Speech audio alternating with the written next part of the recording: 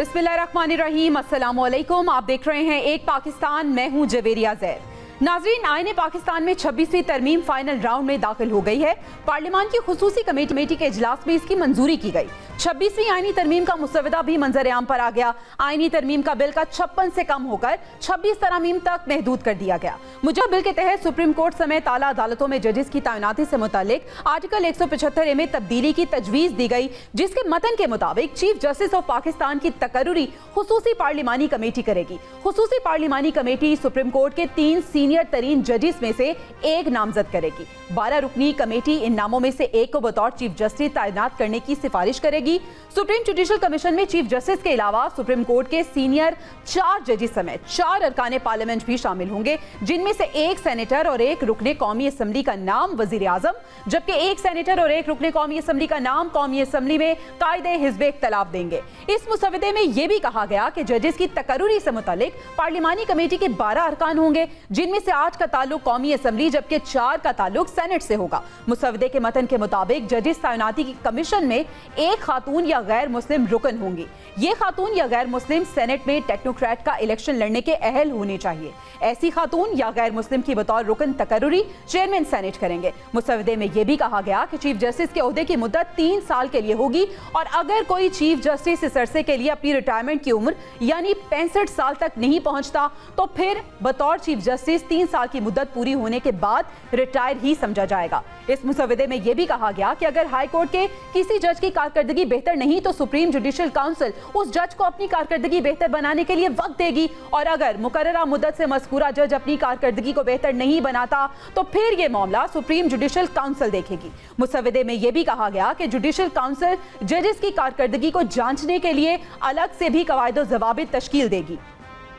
मुसवदे में supreme court के को नोटिस लेने के इख्तियार से मुतालिक मौजूद कानून 184 की सब क्लॉज 3 में तरमीम तजवीज़ की है और कहा यह गया है कि सुप्रीम कोर्ट किसी भी मामले में ना कोई नोटिस ले सकती है और ना ही किसी भी इदारे को कोई डायरेक्शन दे सकती है। नए मुसवदे में एक बार फिर आईनी बेंच तश्कील देने की तजवीज़ थी, जिसमें कहा गया कि जुडिशल कमीशन आईनी बेंचेस और जजेस की तादाद का तयन करेगा और आईनी बेंचेस में जहां तक मुमकिन हो तमाम सूबों से मसावी जजेस तैनात किए जाएंगे। मतन के मुताबिक आर्टिकल 184 के तहत खुद नोटिस का इख्तियार आईनी बेंचेस के पास होगा। आर्टिकल 185 के तहत आइन की तशरीह से मुताल्लिक केसेस आईनी बेंचेस के दायरे इख्तियार में आएंगे। तो ये तमाम तर सूरत हाल रही आज पूरा दिन, और इस सब पे बात करने के लिए हमारे साथ मौजूद हैं शाहिदा अख्तर साहिबा, JUIFA से उनका ताल्लुक है, और इसके बाद हमारे साथ शानदाना गुलजार साहिबा भी मौजूद होंगी। सबसे पहले हम शाहिदा अख्तर साहिबा का रुख करते हैं। शाहिदा साहिबा, बहुत शुक्रिया आपके वक्त का। आप किस तरह से देख रही हैं? खुर्शीद शाह तो ये कह रहे हैं कि जो मुसवदा आज तैयार किया गया है तमाम उस पर मुत्तफिक हैं, लेकिन आपके हवाले से ये कहा जा रहा है कि आपको तो कुछ इख्तलाफ है। बताइएगा क्या हकीकत है? देखिए, जब तक मैं कमेटी में थी उस वक्त तो ज़ाहिर है मुख्तलिफ जो कॉमनैलिटीज़ थी, जो ऑलरेडी मुसवदे में शामिल चीज़ें थी, उस पर तो इत्तेफाक रहा है। फिर आखिर में चूँकि नमाज के लिए मैं बाहर आ गई हूँ, लेकिन अभी हमारे लीडरशिप जो है उनके दरमियान मुज़ाकरात जारी हैं। तमाम पार्टियों की लीडरशिप जो है वो आपस में बैठे हुए हैं। अभी इसको कबल अज़ वक्त है कि ये टोटली जो हुकूमत की तरफ से मुसवदा, क्योंकि उसमें काफ़ी इख्तिलाफी चीज़ें थी, अभी उस पर इख्तिलाफ बाकी है। अच्छा, ये आप कह रही हैं कि इख्तिलाफ अभी बाकी है, तो इसका मतलब है कि खुर्शीद शाह की बात दुरुस्त नहीं है? नहीं, किसी हद तक जहाँ पे कॉमनैलिटीज़ थी उन चीज़ों के हवाले से तो था, लेकिन अभी फाइनल जो आज हमारे पास एक 4th ड्राफ्ट आया है, पहले 3 आ चुके हैं, उसमें जो चीज़ें थी वो भी अंडर डिस्कशन थी। ये फाइनल ड्राफ्ट तो अभी कम्प्लीटली हमारी लीडरशिप जो है वो ऑलरेडी मीटिंग्स कर रही हैं, उसके बाद फाइनल होना है। अच्छा, ये भी बताएं कि नुकात वो क्या थे जिस पे इख्तलाफात हैं आपको? देखिए, सबसे पहले बात शुरू हुई थी हुकूमत की उस 56 तरामीम जो हुकूमत क्लासेस लेके आई थी, हमने वहाँ से उसके जवाब में 24 नकात अपने दिए थे।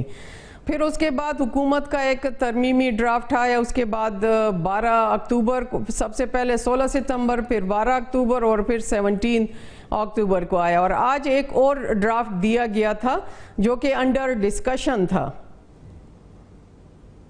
जो आईनी बेंच के हवाले से बात थी اس پہ تو حکومت اور پیپلز پارٹی دونوں متفق ہوئی. جو ہم کہنا چاہ رہے تھے بینچز کے حوالے سے وہ ہوئے ہیں.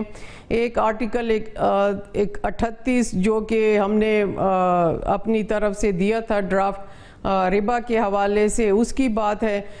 جو 9 ایک نیو انسرشن ہے آرٹیکل جو کہ کلائمیٹ کے حوالے سے ہے کہ ہیلدی اور کلین انوائرمنٹ ہو, سسٹینیبل ہو, اس میں تو کسی کو اختلاف نہیں تھا. تو وہ نکات جو کہ مشترکہ میں سے تھے وہ تو سامنے آ رہے ہیں. لیکن اب یہ کہ فائنل میٹنگ ختم ہو گئی ہے اور مجھے بھی پتہ چلا ہے کہ میڈیا پہ یہ چیز آ رہی ہے, تو اس کی ابھی ہم تو یہی دیکھ رہے ہیں کہ ہماری تو لیڈرشپ ابھی باہمی مشاورت میں ہے. ٹھیک ہے, یعنی ابھی انڈر ڈسکشن ہے. تو اگر یہ ترمیم منظور ہو جاتی ہے, یہ مسودہ فائنل ہو جاتا ہے, تو آپ کو کیا لگتا ہے سپریم کورٹ کی کیا حیثیت رہتی ہے؟ دیکھیں ابھی تو آئینی بینچ کے حوالے سے اس میں بات کی گئی ہے, اور پھر ججز کی تعیناتی, ریموول, وہ صرف سینیارٹی نہیں بلکہ وہ سینیارٹی پلس کمپیٹنسی اس کو بھی دیکھا جائے, اور اس کی ایک ترتیب ہے جوڈیشل کمیشن کی ہے 215 جو کہ الیکشن کمیشن کے ممبران کے حوالے سے ہے, اس کی بات کی گئی ہے. تو مختلف چیزیں ہیں کہ جس کو دیکھا جا رہا ہے. جو سب سے کنٹروورشل اور اختلاف والی بات تھی وہ آرٹیکل 1 کلاس 2A ہے, جس کو ابھی حکومت کہہ رہی ہے کہ جس پہ بہت زیادہ اختلاف پایا جاتا ہے اور کنسنسس نہیں ڈیولپ ہو رہا, تو اس کو ہم سیکنڈ فیز میں لے کے آئیں گے. لیکن آج جو یہ مسودے کی بات کی جا رہی ہے, اب چونکہ ایک کمیٹی میں نے شرکت کی ہے, وہاں پہ ہماری لیڈرشپ الگ سے تحریک انصاف اور ہمارے وکلاء جو ہیں وہ اسی تناظر میں دیکھ رہے ہیں. ابھی ان کی میٹنگ جاری ہے, اور اس سے پہلے یہ میڈیا پہ یہ خبر چل گئی ہے کہ کمیٹی نے کنسنسس کے ساتھ پاس کیا ہے. تو اب اس سچویشن کو بھی دیکھنا پڑے گا. جی, لیڈرشپ کے حوالے سے یہ بھی خبریں آ رہی ہیں کہ آپ کی پارٹی کے اندر بھی کچھ فارورڈ بلاک بن رہے ہیں اور کچھ دھڑے بندی ہو رہی ہے, اور یہ بھی کہا جا رہا ہے کہ کچھ ایسا کیا جا رہا ہے کہ لوگوں کو خریدا بھی جا رہا ہے. تو اس میں کتنی حقیقت ہے؟ دیکھیں یہ بالکل درست اس لحاظ سے جو ممبران پہ بائی فورس کچھ ہے ایلیمنٹس جو فورس کر رہے ہیں, لیکن فارورڈ بلاک جو ہے یہ صحیح نہیں ہے. لیکن کل کی جو خبر ہے وہ آپ نوٹ کر چکے ہوں گے کہ کسی ایک ممبر سے, ایک سینیٹر سے رابطہ نہیں ہو رہا, اسے رابطے کی کوشش میں ہے. ابھی آج کی صورتحال پھر واضح ہو جائے گی. لیکن یہ صرف ہماری پارٹی کا نہیں ہے سٹانس. ان کیمرہ سیشنز جو ہوتے ہیں میٹنگز میں, وہ ہر دوسرے تیسرے ممبرز کی یہ آواز ہے کہ کچھ ایسی ہی باتیں سامنے آ رہی ہیں فورس کی. جب مولانا صاحب کا یہ بیان آیا ہے تو کیا حکومت نے ان تحفظات کو, ان خدشات کو دور کرنے کی یقین دہانی کرائی ہے آپ کی پارٹی کو؟ جی بالکل, بلاول صاحب اور شہباز شریف اور پورے تینوں بڑی پارٹیاں جو ہے, اور ساتھ پھر ہم اپوزیشن سے تحریک انصاف کو بھی ساتھ لے کے چل رہے ہیں, تو آن بورڈ ہیں اور چاہتے ہیں کہ ایک براڈر میوچول کنسنسس ہو, یونانیمس ایک چیز آ جائے تاکہ وہ کل اس کے نتائج بھی اچھے سامنے آئیں. تو بالکل آن بورڈ تو ہیں. اچھا, جس طرح سے آپ بتا رہے ہیں کہ پاکستان تحریک انصاف کے ساتھ آن بورڈ آپ نظر آ رہے ہیں, لیکن اگر یہ مسودہ منظور ہو جاتا ہے, ترمیم ہو جاتی ہے جیسے حکومت چاہتی ہے, تو پھر JUI کے کیا تحفظات ہیں؟ دیکھیں پارلیمنٹ میں بیٹھی ہوئی تمام پارٹیاں ظاہر بیسک اپنے مینیفیسٹو پہ آتی ہیں, اختلاف اپنی جگہ پہ, لیکن جب آپ اس طرح آئینی ترمیم کرتے ہیں تو پھر آپ کو 2/3 میجورٹی کی ضرورت ہوتی ہے, اور ہمیشہ سے ہمارا پارلیمنٹ جو ہے وہ ایک ہنگ پارلیمنٹ آتا ہے. تو پھر ہمیں ان ون وے اور دی ادر آپس میں لابنگ کر کے اور ایک کریٹ کرتے ہیں کنسنسس تاکہ وہ آئین سازی میں ہم آگے بڑھ سکیں. اس کے لیے تو ظاہر ہے پھر تمام پارٹیاں جو ہیں وہ اگر نہیں ملتی, ایک آدھ کے علاوہ بھی اگر 2/3 آپ کا بن جاتا ہے تو ظاہر ہے آپ کا مقصد تو پورا ہو جاتا ہے, نمبر گیم ہوتی ہے. لیکن یہاں پہ ہماری پارٹی کا ایک پرنسپل سٹینڈ ہے کہ ہم ایسی ترامیم لے کے آئیں جس کا فائدہ ڈائریکٹ عوام پہ ہو. جیسے ہم نے سود کے حوالے سے اس کی خاتمے کرنے کے حوالے سے بات کی ہے، وہ آرٹیکل 38 آج کے مسودے میں بھی شامل ہے تاکہ عام عوام بھی اس کو فائدہ ہو۔ اسی طرح ججز کی تقرری کے حوالے سے جب ہم نے بینچ کی بات کی ہے تو اسی لیے کی ہے کہ ہمارا ملک متحمل نہیں ہے ایکسچیکر پہ زیادہ اوور برڈن ہوگا جب ایک متوازی عدالت بنے گی سپریم کورٹ کے ساتھ ساتھ، تو کیوں نہ اسی سپریم کورٹ میں ایک الگ سے بینچ ہو تاکہ وہ مقدمات کو ریزولو کر سکے، اور جو اتنا زیادہ ٹائم آئینی مقدمات اور آئینی حوالوں سے تشریحات پہ لگتا ہے تو عوام کے جو مقدمات ہوتے ہیں وہ تھوڑا پیچھے چلے جاتے ہیں، جو کہ لاکھوں کی تعداد میں۔ تو ہم نے ان تمام چیزوں کا جائزہ لے کے اپنی دفعات شامل کیے ہیں، وزائر حکومت بھی اس سے متفق ہو گئی ہے۔ تو ابھی جو کامنالٹیز ہیں وہ پارٹ اے میں ہیں، اور جو تھوڑا اختلاف ہے اس پہ براڈر کنسنسس کی ضرورت ہے، تو ٹائم کی کمی کی وجہ سے اس کو سیکنڈ کر دیا گیا ہے کہ سیکنڈ جو بھی امینڈمنٹس ہے وہ سیکنڈ پارٹ میں آ سکیں۔ ٹھیک ہے، یعنی آپ ابھی کہہ رہی ہیں تک تو کہ یہ کچھ صورتحال ہے جی، جو اختلاف ہے وہ برقرار ہے اور کچھ چیزیں ایسی ہیں جو کہ مان بھی لی گئی ہیں، لیکن بیرسٹر گوہر صاحب یہ کہہ رہے ہیں کہ مولانا کے ساتھ جب ملاقات ہو رہی تھی تو پتہ چلا کہ جو مسودہ ہے وہ منظور کر لیا گیا، آپ یہ کہہ رہی ہیں کہ ابھی اختلافات باقی ہیں، تو صورتحال ہمیں سمجھ نہیں آ رہی، صورتحال ایکچوئل ہے کیا؟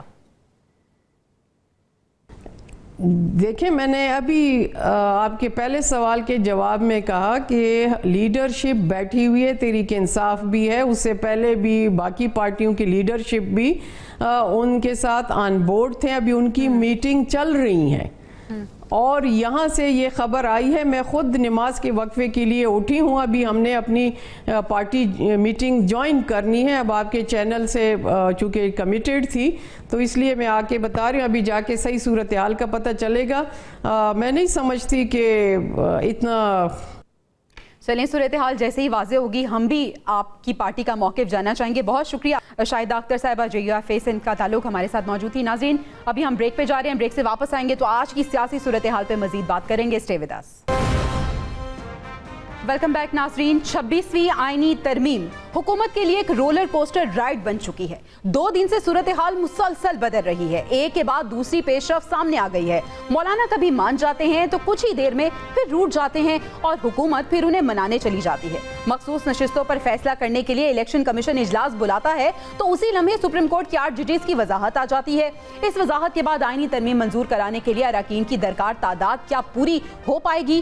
صورتحال مزید دلچسپ ہوتی جا رہی ہے۔ سپریم کورٹ کے 13 میں سے 8 ججز نے 12 جولائی کو فیصلہ دیا تھا کہ جن 39 اراکین نے اپنے کاغذات نامزدگی میں PTI سے وابستگی ظاہر کی وہ توہین ہی PTI کی ہیں، لیکن جن 41 اراکین نے آزاد حیثیت سے الیکشن لڑا وہ بھی اگر 15 دن میں PTI سے وابستگی کا حلف نامہ دیں تو انہیں بھی تحریک انصاف کا ہی شمار کیا جائے گا، جبکہ سپریم کورٹ کے اس فیصلے کے بعد تحریک انصاف کے اراکین اسمبلی کی تعداد 80 ہو چکی ہے اور انہیں مخصوص نشستیں بھی اسی حساب سے ملنا ہے۔ اس فیصلے کے بعد اگست میں حکومت نے ایک قانون منظور کرایا جس کے مطابق اگر کسی نے انتخابی نشان لیتے ہوئے پارٹی سرٹیفکیٹ جمع نہیں کرایا تو وہ آزاد تصور ہوگا، اور اگر بعد میں اس نے ایک بار کسی سیاسی جماعت سے وابستگی کا اظہار کر دیا تو وہ ناقابل تنسیخ ہو جائے گا۔ اس کے بعد 20 ستمبر کو قومی اسمبلی سیکریٹریٹ نے پارٹی پوزیشن جاری کی جس میں تحریک انصاف کے 80 ارکان کو سنی اتحاد کونسل کا قرار دیا گیا۔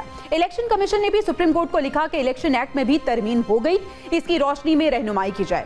آج عدالت نے کہا ہے کہ الیکشن ایکٹ میں ترمیم سے 12 جولائی کا فیصلہ غیر مؤثر نہیں ہوگا، لیکن جو 80 اراکین عدالت نے تحریک انصاف کے قرار دیے وہ تحریک انصاف کے ہی رہیں گے۔ اب صورتحال یہ ہے کہ آئینی ترمیم قومی اسمبلی سے پاس کرانے کے لیے 224 ووٹ درکار ہیں۔ اس میں نون لیگ کے 111، پیپلز پارٹی کے 70، MQM کے 22، کاف لیگ کے 5، استحکام پاکستان پارٹی کے 4، مسلم لیگ ضیاء، بلوچستان عوامی پارٹی اور نیشنل پارٹی کی ایک نشستیں ہیں۔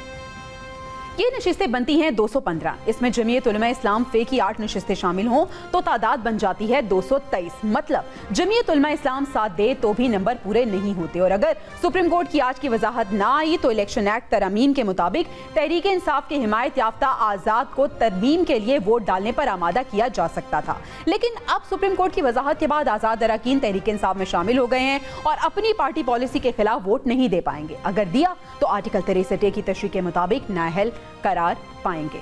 पूरी ये सूरत हाल है जो अब तक रही है। कभी हमें लग रहा है कि मखसूस नशिस्तें पाकिस्तान तहरीक इंसाफ को मिल जाएंगी, कभी ऐसा लगता है कि नहीं मिलेगी। इसी पे बात करने के लिए रियासत अली आज़ाद साहब ने हमें ज्वाइन किया है।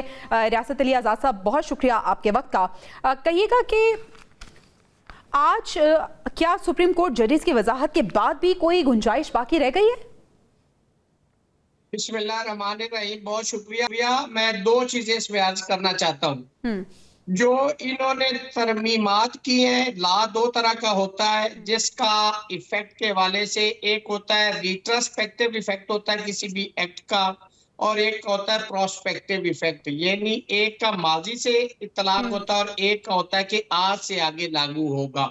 अब जो सुप्रीम कोर्ट की जजमेंट आई थी जो 12 जुलाई को आई थी, ये लेजिस्लेशन उसके बाद हुई थी। अब इसका रिट्रोस्पेक्टिव इफेक्ट नहीं हो सकता और इस पे बहुत लॉ क्लियर है कि सुप्रीम कोर्ट ऑफ पाकिस्तान के किसी भी फैसले को, उसके मैंडेट को बाय विर्चू ऑफ लेजिस्लेशन फ्रस्ट्रेट नहीं किया जा सकता।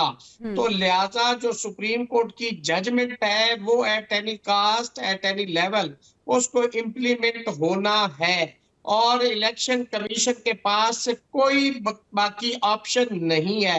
आज सुप्रीम कोर्ट ऑफ पाकिस्तान ने वो ऑप्शन के जी आप मजीद हमसे रहनुमाई ले सकते हैं, एक्सप्लेनेशन अगर किसी जगह पे आप समझते हैं कि एम्बिग्यूटी, तो आज उन्होंने कहा कि फर्दर हमें कोई ऐसी एप्लीकेशन भी ना भेजी जाए, ये फाइनल समझा जाए।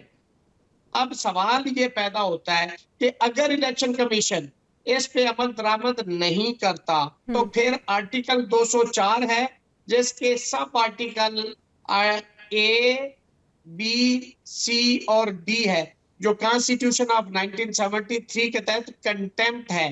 और मैं समझता हूं कि अदालत के किसी फैसले को डिसओबे करना कंटेम्प्ट है, अदालत को रेडिक्यूल करना कंटेम्प्ट है, अदालत से मुतल्लिका अब्यूसिव लैंग्वेज इस्तेमाल करना कंटेम्प्ट है। आप smooth running of the supreme court या कोर्ट को आप ऑब्स्ट्रक्ट करते हैं, वो कंटेम्प्ट है। तो मैं समझता हूं कि इलेक्शन कमीशन जो है वो कंटेम्प्ट के जुमरे में आ रहा है और बाकी वो लोग जो ये कह रहे हैं कि इसके ऊपर अमल दरामद ना किया जाए या खत लिख रहे हैं, जिनकी भी ऐसे मामलात होंगे, कंटेम्प्ट चूंकि बाय नेम प्रोसीड होती है तो जो लोग उसमें मुलव्वस होंगे उनके खिलाफ कंटेम्प्ट हो सकती है। और मजीद ये आपके पास पाकिस्तान की तारीख अवेलेबल है कि जब यूसुफ रजा गिलानी साहब ने सुप्रीम कोर्ट ऑफ पाकिस्तान के कहने पे खत नहीं लिखा था तो कंटेम्प्ट में उनको घर भेज दिया गया था। तो इसके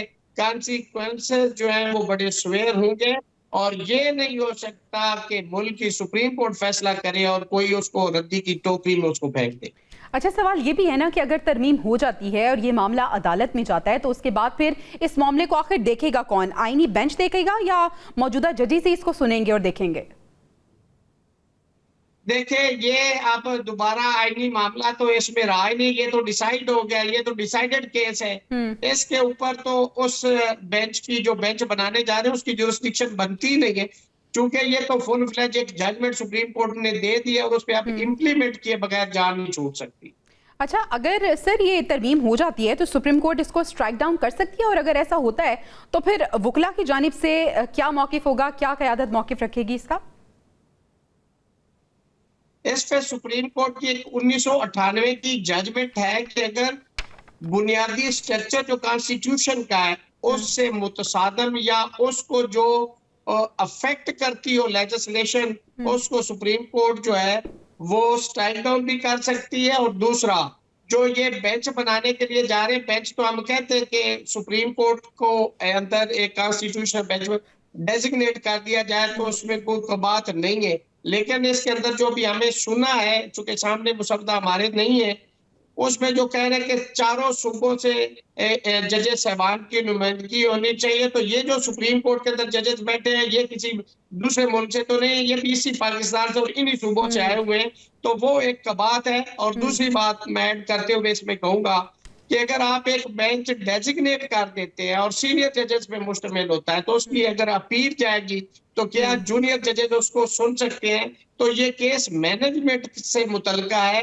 इसमें मुनासिब ज्यादा है کہ سپریم کورٹ کے جو چیف جسٹس یا کمیٹی ہے وہ اس کو ڈیسائیڈ کرے گی اور وہ اس کو روٹیٹ بھی کرے تو اس کو ایک بہتر سمجھا جا سکتا ہے. یعنی بہت سے پوائنٹس ایسے ہیں جن میں ابھی ابہام پایا جا رہا ہے اور بہت سے سوالات ایسے ہیں جو کہ طلب ہیں اور وقت کے ساتھ ساتھ یہ جواب ملتے جائیں گے. ناظرین ابھی ہمیں بریک پہ جانا ہے, بریک سے واپس آئیں گے تو کچھ دیگر ایشوز پہ بات کریں گے. Stay with us. Welcome back ناظرین ملکی سیاسی منظر نامے پر قبولیت اور مقبولیت کے ساتھ ساتھ خاص و عام کا سلسلہ بھی جاری رہتا ہے. کبھی کسی عام کو خاص کر دیا جاتا ہے تو کبھی کوئی بہت خاص عام ہو جاتا ہے. بات کریں گے مولانا فضل الرحمان کی, جو کہ اس وقت بڑے امپورٹنٹ بڑے خاص بنے ہوئے ہیں, اور اگر ان کے گھر کی بات کریں تو وہ سیاسی محور بنا ہوا ہے اور مختلف پارٹیز ان کے گھر کے گرد چکر لگا رہی ہیں. میل ملاقاتوں کا سلسلہ جاری ہے.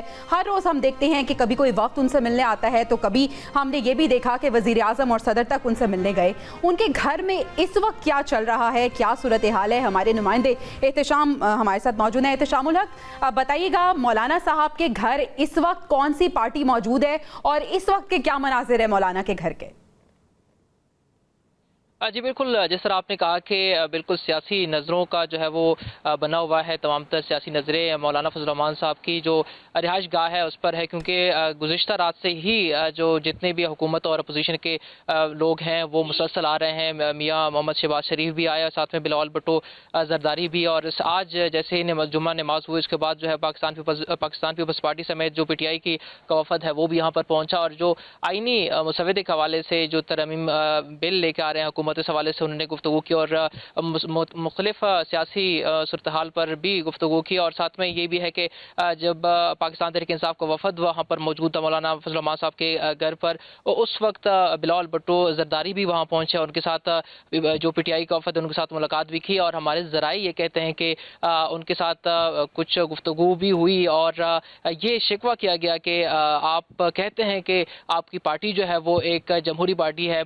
جو بلاول بھٹو زرداری ان کو کہا گیا پی ٹی آئی کی جانب سے کہ ہم اب تک ہمیں اپنے بانی چیئرمین جو ہے ان سے ملایا نہیں جا رہا, اور انہوں نے کہا کہ یقین دہانی بھی کروائی کہ میں کوشش کروں گا کہ آپ لوگ جو ہے وہ یہ جو ابھی تک پیش رفت ہوئی ہے آئینی ترمیم بل کے حوالے سے وہ آپ جو آخری فیصلہ ہے وہ بانی چیئرمین سے لے لیں اور آپ کی ملاقات کروائی جائے گی. اور ساتھ میں ابھی اس وقت تو مولانا فضل الرحمان صاحب کی رہائش گاہ پر کوئی نہیں ہے, لیکن صبح سے ہی یہ سلسلہ جاری تھا اور کچھ ہی دیر قبل جو ہے وہ پاکستان تحریک انصاف کا وفد جو ہے وہ ان کی رہائش گاہ سے روانہ ہوا. اور میں یہی جاننا چاہ رہی ہوں کہ جس طرح سے آپ نے بتایا کہ پاکستان تحریک انصاف کا وفد کچھ دیر پہلے روانہ ہوا, اس سے پہلے جب بلاول سے گفتگو ملاقات ہوئی, گفتگو کی بلاول نے, تو انہوں نے وکٹری کا نشان شو کیا. اس کے بعد پی ٹی آئی کا وفد جو ہے وہ بھی بڑا مطمئن نکلتا ہے مولانا کے گھر سے باہر. تو مولانا آخر چاہ کیا رہے ہیں, کس طرح سے سب کو ایک پیج پہ یہ لے کے آئیں گے اور کس طرح سے اپنی اہمیت کو برقرار رکھیں گے؟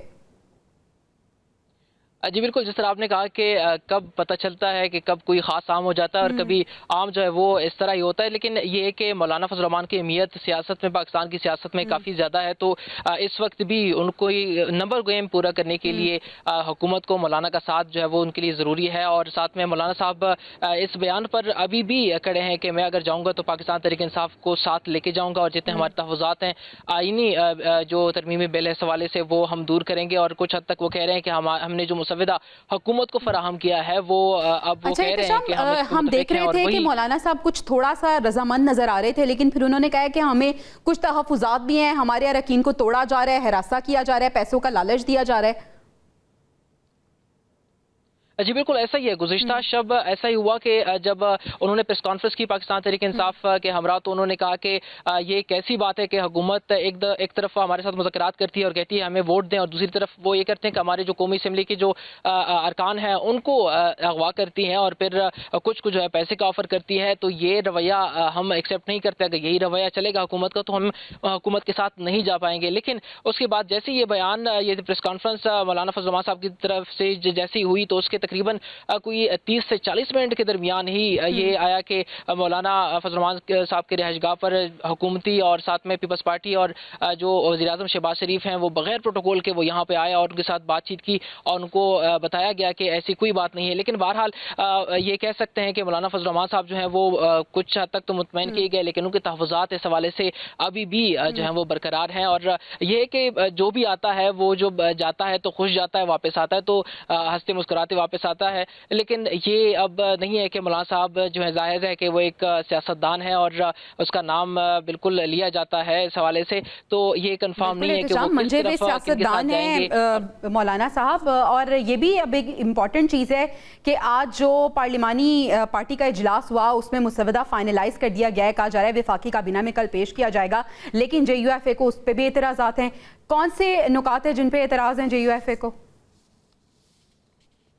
جی کچھ مختلف قسم کے اعتراضات ان کو ہیں. پہلے تو جو آئینی بل میں جو چیزیں ہیں جس طرح کے کورٹ کے حوالے سے ان کی بھی کچھ پراپر ڈیٹیل کے ساتھ کچھ انہوں نے فراہم کیے, لیکن یہ کہ وہ پراپر جو انہوں نے خود جاری کی ہے وہ اس طرح نہیں ہے. لیکن وہ یہ کہہ رہے ہیں کہ کچھ ایسے چیزیں ہیں جو کہ آپ عدالت کے حوالے سے دیکھیں, عدالتی جو جیسے کہ چیف جسٹس کے عمر میں اضافہ کے اس کی ملازمت ہے اس کی میں اضافہ کیا جائے. آپ نے ہمیں مولانا کے گھر سے اپڈیٹ کیا کہ وہاں پہ کیا چل رہا ہے. شاندانہ گلزار صاحبہ پاکستان تحریک انصاف سے ان کا تعلق ہے, انہوں نے ہمیں جوائن کیا ہے. شاندانہ صاحبہ بہت شکریہ آپ کے وقت کا. کس طرح سے آپ پوری صورتحال کو دیکھ رہی ہیں؟ حکومت تو کہہ رہی ہے کہ ہم نے مسودہ فائنل کر لیا ہے, کل وفاقی کابینہ میں پیش کر دیا جائے گا, اور ایسا لگ رہا ہے کہ اب یہ اختتام کی طرف جا رہا ہے اور فائنلائز کیا جا رہا ہے اس کو. پاکستان تحریک انصاف اس کو کس طرح سے دیکھ رہی ہے؟ آپ کو لگ رہا ہے کہ آخری مراحل میں داخل ہو گیا یہ معاملہ؟ دیکھیں, جو واحد چیز آخری مراحل میں داخل ہو گئی ہے وہ ان سب کی جو قبریں ہیں, ان کی سیاسی قبریں, ان میں کیلیں آخری ٹھوکنا. ان لوگوں نے بیڑا غرق کر دیا پاکستان کا. 4-5 دن سے انہوں نے ایک چھوٹی سی بچی کے ریپ کو لے کر پورے پاکستان کو برباد کر دیا. اگر ان میں ذرا بھی عقل ہوتی معافی مانگتے, کہتے کہ ہاں ہم سے ظلم ہوا ہے, ہم پیغمبر نہیں ہیں, ہم فرشتے نہیں ہیں, ہم خان پہ جھوٹ بولتے تھے, ڈرامے کرتے تھے, لیکن اب یہ ہماری نگرانی میں ایک گناہ ہوا ہے, لیکن ہم انصاف بچی کو لے کے دیں گے. الٹا پورے پنجاب کے اسٹوڈنٹس کو کٹ رہے ہیں, لڑکوں کو لڑکیوں کو اسپتالوں میں پہنچا رہے ہیں, گولیاں کر رہے ہیں. تو آپ مجھے بتائیں, ان کی عقل ہے کہ مسودہ لے کے جائیں فائنل سٹیج تک؟ یہ صرف ڈنگر پروگرام ہے. ان کو صرف مولا جٹ آتا ہے کہ جی اس کو مارو اس کو مارو. پورا پاکستان 144 پہ چل رہا ہے. مجھے تو سمجھ نہیں آتی ہے کیسی حکومت ہے. رہن کی مسودے کی بات, آئی کین اشور یو کہ پاکستان میں جو اس مسودے پہ اگریمنٹ کرے گا وہ پاکستان کا غدار ہوگا, وہ پاکستان کا دشمن ہوگا. میں نے آج ڈالی ہے انٹرنیٹ پہ بھی ایک کمپیریزن, میں نے ریکویسٹ کی تھی 2 لوگوں سے. آپ کو پتا ہے جب بر صغیر میں ریبیلین سٹارٹ ہوا تھا انگریز کے خلاف, وہ کس چیز پہ ہوا تھا؟ رولٹ ایکٹ پہ. لوگوں کو اٹھا کے لے جانا, لوگوں کو غائب کر دینا, بغیر ٹرائل کے رکھے رہنا. وہی جو بلوچستان میں بدقسمتی ہو رہی ہے, یا میرے فاٹا ایکس فاٹا پاٹا میں, اب یہ پورے پاکستان میں اس کو کمپلسری کرنا چاہتا ہے. یہ بتائیے گا کہ اگر ہم اس مسودے کی بات کریں جو کہ اب فائنل مراحل میں داخل ہو گیا ہے, آپ کو لگتا ہے کہ حکومت ابھی حکومت جو ہے وہ حکومت کر رہی ہے, جب یہ اپوزیشن میں ہوگی تو ان کے لیے بھی یہ کارگر ثابت ہوگا یا پھر پرابلمز ہوں گی؟ اس کے ساتھ ساتھ جو مولانا کے ساتھ آپ کی ڈیلنگ چل رہی ہے, ایسا بظاہر لگ رہا ہے کہ مولانا آپ کو منانے میں کامیاب ہو گئے ہیں. وہ ملاقاتیں کہاں تک پہنچی ہیں؟ دیکھیں, جب تک عمران خان سے ملاقات نہیں ہوتی, عامر ڈوگر صاحب جو ہمارے چیف ویپ ہے نے کلیئرلی بتا دیا کہ جب تک عمران خان سے ملاقات نہیں ہوگی کوئی اگریمنٹ, کوئی گوئنگ فارورڈ بیکورڈ ہو نہیں سکتا کسی بھی مسودے پہ. یہ تو بہت کلیئر بات ہے. دوسری یہ بات ان چوروں کی, آپ کو نہیں پتا انہوں نے کیا پلانز بنائے ہیں. جمہوریت تو ان کے پاس سے نہیں گزری. انہوں نے تو اگلے 47 سال بھی پاکستان کا بیڑا غرق کرنا ہے جس طرح پہلے کیا ہے, simply because they will be above the law. آپ مجھے ابھی بتا دیں, چھوڑے مسودہ تو بعد میں آنا ہے, آئینی ترامیم تو بعد میں آنی, ابھی بتائیں پاکستان میں کتنے مالدار لوگ بیٹھے جو اپنی چوریوں کا حساب دے رہے ہیں؟ صرف غریب بندہ بیٹھا ہوتا ہے جیلوں میں, صرف بے بس بندہ ہوتا ہے, میرا باورچی, آپ کا چوکیدار, یہ لوگ جیلوں میں ہیں. شاندانہ صاحب آپ بالکل ایسا ہی ہے, اور صرف اس گورنمنٹ کے ٹائم یہ سب کچھ نہیں ہو رہا. ہم دیکھتے ہیں کہ یہ تو اوور آل سچویشن ہے پاکستان کی, ایک ڈائلما ہے, اور افسوس کی بات ہے کہ یہ تو سسٹم چلتا جا رہا ہے, جو کہ یقیناً اس سسٹم کو ٹھیک کرنے کی بہت زیادہ ضرورت ہے. یہ بتائیے گا کہ بیرسٹر گوہر نے آج مولانا صاحب سے ملاقات کے بعد جب گفتگو کی تو وہ خاصے کانفیڈنٹ ہمیں نظر آئے, اور ان کا جیسچر بڑا پازیٹیو تھا, اور وہ کہتے ہیں مولانا سے ہماری چیزیں ہو گئی ہیں. تو کس طرح سے آپ بات یہ کر رہی ہیں کہ ابھی کچھ فائنل نہیں ہوا, لیکن ان کی باڈی لینگویج تو کچھ اور بتا رہی تھی؟ دیکھیں, میں یہ نہیں کہہ رہی فائنل نہیں ہوا, میں کہہ رہی ہوں جب تک خان صاحب کا اس میں ان پٹ نہیں آئے گا فائنل کچھ نہیں ہوگا. ٹھیک ہے, بٹوین دا نیگوشیٹنگ ٹیمز کچھ فائنل ہو چکا ہوگا, لیکن اب وہ آگے خان کو بھی تو لے کے جانا ہے نا, خود سے تو کوئی فیصلہ نہیں کر سکتا. دوسری بات, میں مولانا فضل الرحمان کو ذاتی طور پہ نہیں جانتی, اتنا پتہ کہ وہ نہایت شاطر سیاستدان ہے, اور وہ بلاول و مریم کے لیے اپنی پارٹی نہیں خراب کریں گے, اپنا پبلک امیج نہیں خراب کریں گے, اور ان کو اچھی طرح پتہ ہے کہ یہ جو ڈراکونین کرنا چاہ رہے ہیں کانسٹیٹیوشنل امینڈمنٹس, یہ سب سے پہلے JUIF پہ یہ لوگ استعمال کریں گے. ان کا تو پرانا مسودہ ہے کہ جس کو استعمال کرو اسی کو سب سے پہلے ختم کرو. شاندانہ صاحبہ, یہ بتائیے گا کہ بخصوص نشستوں کے حوالے سے بھی الیکشن کمیشن کا آج اجلاس ہوا ہے اور ایسا لگ رہا تھا کہ آج کچھ فیصلہ آ جائے گا. کتنے آپ ہوپفل ہیں, کتنے پازیٹیو ہے پاکستان تحریک انصاف؟ دیکھیں, ہم سپریم کورٹ کی طرف ایک وقت تھا کہ ہم نے دیکھنا چھوڑ دیا, بیکاز جب فراڈ وہاں بیٹھ جاتے ہیں نا تو ہمارا ہر چیز سے دل اٹھ جاتا ہے. لیکن سرپرائزنگلی سپریم کورٹ کے انڈیویجول ججز نے ایک پاکستان سے کمٹمنٹ دکھائی جو ایکسپیکٹ کوئی نہیں کر رہا تھا. مجھے لگتا ہے کہ الیکشن کمیشن کو یا تو سپریم کورٹ کے جو انڈیپینڈنٹ یا پرو پاکستان ججز ہیں ان کو ختم کرنا پڑے گا, تب یہ لوگ PMLN اور پیپلز پارٹی کو یہ سیٹیں دے سکیں گے, otherwise there is no chance in hell, ہو ہی نہیں سکتا. شاندانہ صاحبہ, میل ملاقاتوں کی بات ہو رہی ہے, جس طرح سے آپ نے کہا کہ بانی PTI سے فائنل ایک میٹنگ ہوگی, اس کے بعد ہی ڈیسیژن ہوگا, لیکن اس سے پہلے بھی ہم دیکھ رہے ہیں کہ پاکستان تحریک انصاف جس کی یہ روش نہیں رہی ہے, میل ملاقاتوں کے وہ خلاف رہے ہیں, لیکن اب ہم دیکھ رہے ہیں کہ پاکستان تحریک انصاف آگے جا رہی ہے, پیپلز پارٹی کے ساتھ ملاقاتیں کر رہی ہے, پھر ہم دیکھ رہے ہیں مولانا کے ساتھ ملاقاتیں کر رہی ہے, تو یقیناً کانسنٹ شامل ہوگی بانی PTI کی, اس پہ انہوں نے بات کی ہوگی کوئی اس حوالے سے, خاص طور پہ پیپلز پارٹی. پاکستان اس وقت ایک تباہی کے نہج پہ کھڑا ہے, ایک ایگزسٹینشل کرائسس سے گزر رہے ہیں, اور یہ جو معذرت کے ساتھ میں ایک ہی لفظ ان کے لیے استعمال کرتی ہوں, چور ہیں, یہ چور ڈیسپریٹ ہے. یہ کسی نہ کسی طریقے سے جھوٹ جھاٹ بول کے لوگوں کو انگیج کرتے ہیں, لیکن کیونکہ ان ظالموں نے اس وقت تقریباً 4000 ہمارے ورکرز کو پکڑا ہوا ہے, ان کو ہاسٹیج کیا ہوا ہے, عمران خان کی بہنوں کو ہاسٹیج کیا ہوا ہے, اور یہ کمیٹی جس لیے بنی تھی وہ تو اس مسودے کے لیے بنی نہیں تھی, وہ تو جو ہمارے MNAs کو راتوں رات اٹھا کے لے گئے تھے. اچھا شاندانہ صاحب, بات کر رہے ہیں ان ملاقاتوں کی کہ ٹھیک ہے آپ جو بھی کہہ رہی ہیں, آپ ان کے خلاف بات کر رہی ہیں, اپوزیشن میں ہیں, آپ کر سکتی ہیں, لیکن جو ملاقاتیں ہو رہی ہیں یہ ملاقاتوں کے پیچھے بھی تو کوئی نہ کوئی کانٹیکس ہوگا نا, پیپلز پارٹی کے حوالے سے خاص طور پہ جو ملاقاتیں کی جا رہی ہیں پاکستان تحریک انصاف کی جانب سے. دیکھیے, میں کیونکہ کور کمیٹی پولیٹیکل کمیٹی کا حصہ نہیں ہے تو مجھے ایگزیکٹ ڈیٹیلز نہیں پتا ہوتی. اتنا مجھے ضرور پتا ہے, آج میں نے نوید قمر صاحب کے ایک میسج دیکھا, ایک ٹویٹ دیکھی ان کے, کہ وہ کچھ چیزیں ماننے کو تیار ہی نہیں ہیں. وہ پرانے سانجھے لوگ ہیں, انہوں نے دنیا دیکھی ہے, سب کچھ دیکھا ہوا ہے, انہوں نے بول دیا کہ یہ جو ہو رہا ہے ویئر اگینسٹ اٹ. اب مجھے یہ نہیں پتا کہ یہ پیپلز پارٹی کی پوزیشن ہے, یہ چیز کنفرم ہو گئی ہے جو پاکستان تحریک انصاف کی حوالے سے کہا جاتا ہے کہ اندر ہی دھڑے بندی بھی ہمیں نظر آ رہی ہے. دیکھیں, دھڑے بندی تو جب ڈیموکریٹک پارٹی ہوگی, جب چاچا ماما تایا پھپا نہیں ہوگا, کیوں نہیں ہوگی دھڑے بازی. میرا ایک لیڈر ہے وہ عمران خان, اگر مجھے کسی کی بات نہیں سمجھ آتی میں تو لڑتی ہوں, میں تو بات کرتی ہوں. مجھے تو خان نے ڈانٹا بھی تھا ایک دفعہ جیل میں کہ لڑنا چھوڑو اپنے لوگوں سے. میں نے کہا نو سر, غلط ہے, ٹھیک ہے. جب جہانگیر ترین اور علیم خان ہماری پارٹی میں تھے, مجھے یاد ہے ہم سے کہا جاتا تھا کہ ATM میں, یہی آتا تارڑ بولتا تھا کہ آپ کے ATM میں, اب ان کے صاحب بن گئے, ان کے منسٹر بن گئے. ہم تو تب بھی کہتے تھے کہ ہماری پارٹی میں جو بھی چور ہے اللہ اس کو اٹھا لے یا پولیس اس کو اٹھا لے. اور ہمارا اب بھی وہ موقف ہے کہ ہماری پارٹی میں جو خان کے نظریے کے خلاف جائے گا, جو پاکستان کے نظریے کے خلاف جائے گا, وہ ہمارے لیے فارغ ہے. اچھا یہ بتائے گا کہ اگر ہم بات کریں کہ کتنے لوگ پاکستان تحریک انصاف کے رابطے میں ہیں, اگر ڈاکٹر زرکا کی بات کریں تو کیا وہ رابطے میں ہیں؟ دیکھیے, ڈاکٹر زرکا نے تو ایک اسٹیٹمنٹ بھی دے دی, حالانکہ وہ اگر وہ چاہتی تو وہ لوگوں کو ان کی طرح مگرمچھ کے آنسو بھی بہا سکتی تھی, بٹ وہ جو میں نے سنا ہے, آئی ڈونٹ نو کہ اس میں کتنا سچ ہے, کہ ان کا بیٹا اسپیشل چائلڈ ہے اور اس کو اٹھا کے لے گئے اور ان کو بلیک میل کر رہے ہیں. لیکن دیکھیں, یہ ان کے لیے بھی کوئی بڑی بات نہیں ہے. پہلے ہمارے گل ظفر ہے میرے تھے باجوڑ سے, اس کا ایک اسپیشل چائلڈ اٹھا کے لے گئے تھے الیکشن سے پہلے. تو ان کی یہ پرانی عادت ہے, ذل شاہ کے ساتھ کیا کیا, ویل چیئر والی لڑکیوں کو کھینچنا, ان میں کوئی حیا نہیں ہے. برا شاندانہ صاحب, آپ کچھ اور بات کر رہی ہیں, شہباز گل صاحب کچھ اور بات کر رہے ہیں, سچائی ہے کیا, حقیقت ہے کیا اس معاملے کی؟ کس بارے میں کہہ رہے ہیں؟ شہباز گل یہ کہہ رہے ہیں کہ وہ بالکل ٹھیک ہیں. ٹویٹر پہ انہوں نے ایک ویڈیو پوسٹ کیا, وہ کہہ رہے ہیں بالکل ٹھیک ہے, ایسا بالکل بھی نہیں ہے جس طرح سے بات ہو رہی ہے. کون ٹھیک ہے, مجھے سمجھ نہیں آ رہے. ڈاکٹر زرکا. ہاں, ڈاکٹر زرکا خان کے ساتھ وہ بالکل نظریاتی ہے, وہ اینڈ تک کھڑی رہیں گی. میں یہ بتا رہی کہ ان کے بیٹوں کو اٹھایا گیا ہے, اس بات میں کوئی جھوٹ نہیں ہے کہ ان کے بیٹے کو اٹھایا گیا ہے. اور اس کے علاوہ کون دیگر لوگ ہیں جو رابطے سے آؤٹ ہیں؟ آپ حیران ہوں گے, آج کچھ لوگ گھر آئے تھے ہمارے KP میں کہ جی فلانے کا بیٹا غائب ہے, فلانے کی بیٹی غائب ہے, آپ ہمیں ڈھونڈ دیں. کہا جی میں کہاں سے ڈھونڈوں, میں یہاں KP میں بیٹھی ہوئی ہوں, ہمیں منع کیا ہوا ہے کہ آپ نے اسلام آباد نہیں آنا, آپ کو اٹھا لیں گے, آپ سے زبردستی امینڈمنٹ کروا لیں گے. ہمارے تو ہاتھ پیر باندھ دیے ان لوگوں نے 24-25 تک, 24 کی شام تک, ورنہ ہم اس وقت سارے گھوم رہے ہوتے, سارے پاکستان اپنی بہنوں بھائیوں کو ڈھونڈ رہے ہوتے.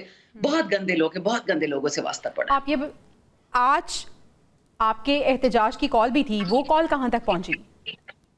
الحمدللہ پورے پاکستان میں ہر ضلع میں لوگ نکلے, ہر جگہ لوگ نکلے. اور آپ کو لگتا ہے وہ احتجاج جو آپ نے بھرپور طریقے سے آپ نے پلان کیا تھا وہ اسلام آباد میں بھی آپ نے کیا ہے؟ میں تو جی اسلام آباد کی پتہ نہیں, مجھے پتہ نہیں, میرے تو فون بھی آدھا وقت خراب ہوتا ہے, لیکن I can tell you this much, Islamabad میں اس وقت جو ہماری نفری بیٹھی ہوئی نا وہ لوگوں کی سوچ ہے, بٹ ہم نے ان کو فی الحال کام کر کے رکھا ہوا ہے. جب ضرورت لیکن پڑے لاہور میں تو حالات بالکل لاہور میں تو حالات بالکل نارمل تھے, آپ پنجاب سے لوگوں کو متحرک کیوں نہیں کر پائے ابھی تک؟ دیکھیں جب وقت آئے گا نا ہر کوئی متحرک ہو جائے گا. ہم نے ہر چیز صبر سے کرنی ہے, ہم نے لوگوں کے سر نہیں کٹوانے ان باقیوں کی لیکن طرح. وقت تو آ گیا, مزید کس وقت کا انتظار کیا جا رہا ہے؟ 2 بار آپ نے احتجاج کیا, وقت تو ہے. دیکھیں ہمارے سینئرز جو ہمیں کہتے ہیں ہم اس کو فالو کرتے ہیں.